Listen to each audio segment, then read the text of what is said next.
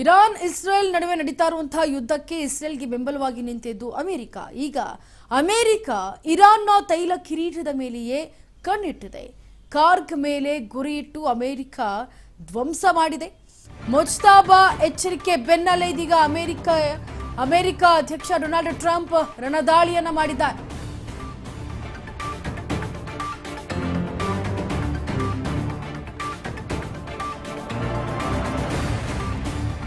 ಇರಾನ್ನ ಗುರಿಯಾಗಿಸಿಕೊಂಡು ಇರಾನ್ನ ತೈಲ ಕಿರೀಟದ ಕಾರ್ಗ್ ಮೇಲೆ ಇದೀಗ ಅಮೆರಿಕ ಕೆಂಗಣ್ಣನ್ನ ಇಟ್ಟಿದ್ದು.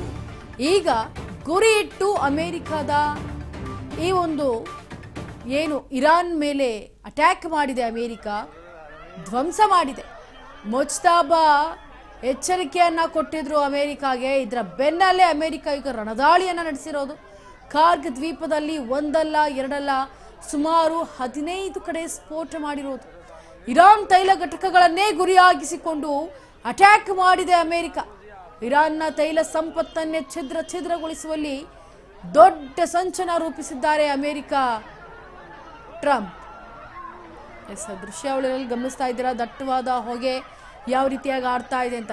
ಇತ್ತ ಏನು 15 ಕಡೆ ಅಟ್ಯಾಕ್ ಮಾಡಲಾಗಿದೆ. ಇರಾನ್ನ ಮುಖ್ಯ ತೈಲ ಘಟಕ ಆದಂತಹ ಕಾರ್ಗ್ನ ಸುತ್ತಮುತ್ತ ಸೇರಿದಂತೆ ತೈಲ ಘಟಕ ಸಂಪೂರ್ಣವಾಗಿ ಈಗ ಸುಟ್ಟು ಕರಕಲಾಗಿ ಉಡೀಸಾಗ್ತಾ ಇರೋದನ್ನ ಗಮನಿಸ್ತಾ ಇದ್ದೀರಾ.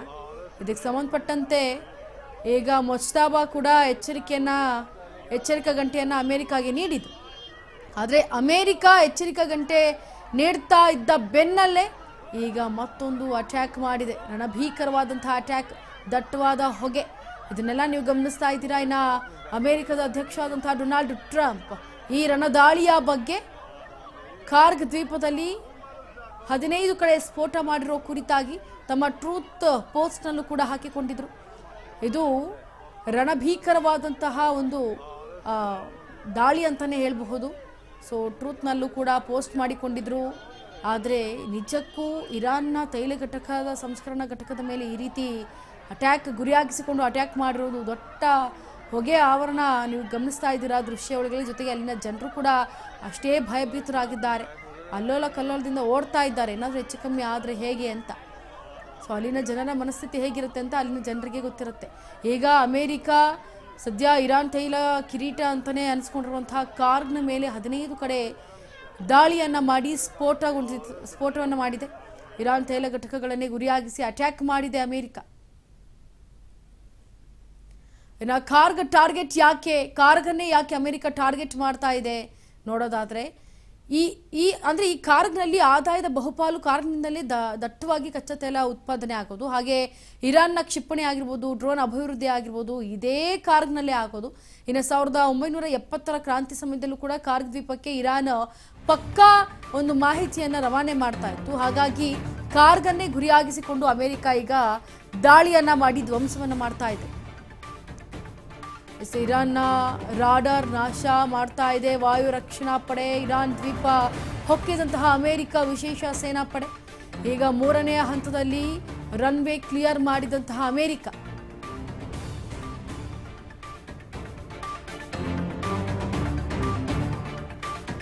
ನಿಷೇಧಿತ ದ್ವೀಪದ ಮೇಲೆ ಇದೀಗ ಅಮೆರಿಕ ಶಕ್ತಿಶಾಲಿ ಬಾಂಬರ್ ಅನ್ನ ಹಾಕಿದೆ. ಯಾಕಂದ್ರೆ ಕಾರ್ಗ್ನಲ್ಲಿ ಯಾವುದೇ ರೀತಿ ಈ ಒಂದು ವಲಯದ ಮೇಲೆ ಯಾವುದೇ ರೀತಿ ಎಂಟ್ರಿ ಇರೋದಿಲ್ಲ, ಯಾವುದೇ ರೀತಿ ಏನೂ ಇರೋದಿಲ್ಲ. ಎಲ್ಲ ನಿಷೇಧವನ್ನು ಹೇರಲಾಗುತ್ತೆ. ಬಿಕಾಸ್ ಅದು ಮೇನ್ ತೈಲ ಸಂಸ್ಕರಣಾ ಘಟಕ ಆಗಿರೋದ್ರಿಂದ ಅಲ್ಲಿ ಎಲ್ಲವೂ ಕೂಡ ನಡೆಯುತ್ತೆ. ಹಾಗಾಗಿ ಅಲ್ಲಿ ನಿಷೇಧಿತವನ್ನ ಹೇರಲಾಗುತ್ತೆ. ಆದರೆ ಈಗ ಅಂತಹ ನಿಷೇಧಿತ ದ್ವೀಪದ ಮೇಲೆಯೇ ಅಮೆರಿಕ ಶಕ್ತಿಶಾಲಿ ಬಾಂಬನ್ನ ಅಂದರೆ ಬಾಂಬರ್ B2 ಬಾಂಬರ್ನ ಹಾಕಿ ಧ್ವಂಸ ಮಾಡಿದೆ ಕಾರ್ಗನ.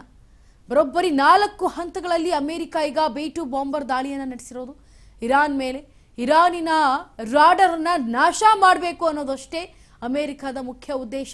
ಯಾಕಂದ್ರೆ ಅಮೆರಿಕ ಈಗ ಇರುವಂತಹ ಸರ್ವೋಚ್ಚ ನಾಯಕ ಅಂದರೆ ಖಮೇನಿ ಅವರ ಪುತ್ರ ಮುಜ್ತಾಬಾ ಖಮೇನಿ ಅವರು ಅಲ್ಲಿ ಸರ್ವೋಚ್ಚ ನಾಯಕನಾದ ನಂತರ ಯಾರೇ ಹೊಸ ನಾಯಕನಾದರೂ ನನಗೆ ಸರೆಂಡರ್ ಆಗಬೇಕು ಅಂತ ಹೇಳಿ ಒಂದು ಹೇಳಿಕೆಯನ್ನು ಸ್ಟೇಟ್ಮೆಂಟನ್ನು ಕೊಟ್ಟಿರ್ತಾರೆ ಅಮೆರಿಕ. ಆದರೆ ಅದೇ ಸ್ಟೇಟ್ಮೆಂಟ್ಗೆ ಪ್ರತ್ಯುತ್ತರವಾಗಿ ಮುಜ್ತಾಬಾ ಖಮೇನಿ ಅವರು ಕೂಡ ಹೇಳ್ತಾರೆ, ಯಾವ ರೀತಿಯಾಗಿ ನೀವು ಮಾಡ್ತೀರಿ, ನೀವು ಯಾವ ರೀತಿಯಾಗಿ ನಮ್ಮನ್ನು ಆಳ್ತೀರಿ, ನಾನು ಇದನ್ನು ಫೇಸ್ ಮಾಡ್ತೀನಿ ಅಂತ ಈಗಿನ ಸರ್ವೋಚ್ಚ ನಾಯಕ ಕೂಡ ನಿಲ್ತಾರೆ.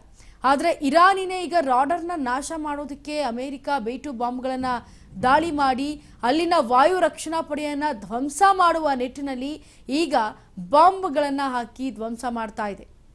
ಇರಾನ್ ದ್ವೀಪ ಹೊಕ್ಕಿದಂತಹ ಅಮೆರಿಕಾದ ವಿಶೇಷ ಸೇನಾಪಡೆ ಅಂದರೆ 250ಕ್ಕೂ ಹೆಚ್ಚು ಇರುವಂತಹ ಈ ಒಂದು ವಿಶೇಷ ಸೇನಾಪಡೆ 3ನೇ ಹಂತದಲ್ಲಿ ರನ್ವೇ ಕ್ಲಿಯರ್ ಮಾಡುವುದಕ್ಕೆ ಅಮೆರಿಕ ಈಗ ಸಜ್ಜನ್ನ ಕೊಟ್ಟಿದೆ, ಅಂದರೆ ಸಜ್ಜು ಮಾಡಿಕೊಂಡಿದೆ. ಜೊತೆಗೆ ಅಮೆರಿಕ ಒಂದು ಪ್ಲೇ ಕಾರ್ಡನ್ನು ಪ್ಲೇ ಮಾಡ್ತಾ ಇದೆ. ಆ ಬಳಿಕ ಏಕಾಏಕಿ ಕಾರ್ಗ್ ದ್ವೀಪದಲ್ಲಿ 15 ಕಡೆ ಸ್ಫೋಟಗೊಂಡಿದೆ. ಏನು ವಿಶೇಷವಾಗಿ ಅಮೆರಿಕದ ವಿಶೇಷ ಸೇನಾಪಡೆಗಳು ಹೊಕ್ಕಿದ್ವು ಇರಾನ್ ದ್ವೀಪಕ್ಕೆ, ಈಗ 3ನೇ ಹಂತದಲ್ಲಿ ರನ್ವೇಯನ್ನು ಮಾಡಿ ಸುತ್ತಲೂ ಕೂಡ ಎಲ್ಲೆಲ್ಲಿ ಟಾರ್ಗೆಟನ್ನು ಮಾಡಿತ್ತು ಅಮೆರಿಕ ಅಲ್ಲೆಲ್ಲವೂ ಕೂಡ ಈ B2 ಬಾಂಬನ್ನು ಇಡಲಾಗಿತ್ತು. ಈಗ ಅದಕ್ಕೆ ಸಂಬಂಧಪಟ್ಟಂತೆ ಎಲ್ಲವೂ ಕೂಡ ಕರೆಕ್ಟಾಗಿದೆ ಅನ್ನೋ ನಿಟ್ಟಿನಲ್ಲಿ ಇರಾನ್ ದ್ವೀಪದ ಕಾರ್ಗ್ ಮೇಲೆ 15 ಕಡೆ ಒಂದೇ ಸಮನೆ ಸ್ಫೋಟವನ್ನು ಮಾಡ್ತಾರೆ. ಸೊ ದೃಶ್ಯಾವಳಿಗಳಲ್ಲಿ ಗಮನಿಸ್ತಾ ಇದ್ದೀರಾ ಯಾವ ರೀತಿಯಾಗಿ ದಟ್ಟವಾದಂತಹ ಹೊಗೆ ಅಲ್ಲಿ ಆವರಿಸಿದೆ ಅಂತ, ಹೊತ್ತಿ ಉರಿತಾ ಇದೆ ಧಗ ಧಗ ಅಂತ. ಸದ್ಯಕ್ಕೆ ಅಲ್ಲಿನ ಜನರು ಕೂಡ ಅಷ್ಟೇ ಭಯಭೀತರಾಗಿದ್ದಾರೆ. ಕಾರ್ಗ್ ಟಾರ್ಗೆಟ್ ಯಾಕೆ ಮಾಡಿದ್ದಾರೆ ಅನ್ನೋದು ಕೂಡ ನಾನು ನಿಮಗೆ ಹೇಳ್ತಾ ಇದ್ದೆ. 1970ರ ಕ್ರಾಂತಿ ಸಮಯದಲ್ಲಿ ಕಾರ್ಗ್ ದ್ವೀಪ ಇರಾನ್ ವಶಕ್ಕೆ ಮಾಡ್ಕೊಂಡಿರುತ್ತೆ.